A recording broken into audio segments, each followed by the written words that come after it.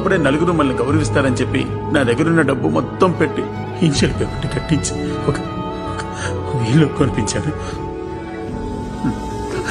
తర్వాత 20 సంవత్సరాలు నా సంపాదన మొత్తం దానికి సరిపోతుంది. మేమేదైనా ఖర్చు పెట్టుకోవాలనుకున్నా కూడా ఆలోచించి ఖర్చు చేయాల్సి వస్తుంది. ఇప్పుడు ఉద్యోగం లేదు, వెతుక్కోవాలని ఇంట్రెస్ట్ లేదు. ఏదైనా బిజినెస్ చేద్దాం బాగాడితే ఎవరు ఇవ్వనంటున్నారు. 2 months గా ఈఎంఐ కట్టలేదు. ఎవరికో ఈఎంఐ కట్టడానికి ఉద్యోగం చేసినట్టు అనిపించింది. ఇప్పుడు ఏం చేయాలో బొత్తిగా అర్థం కావట్లేదు. ఇక మీద ఇదే మన లైఫ్ అని నిర్ణయించుకుని అడాప్ట్ చేసుకొని ఏదో ఒక పనికి వెళ్ళి ప్రతి నెల ఈఎంఐ కట్టుకుంటూ ఉన్నంత కాలం బతికేయడమా, లేక ఏం జరిగినా పర్వాలేదు మనకు నచ్చినట్టుగా బతకాలని బతికేయడమా?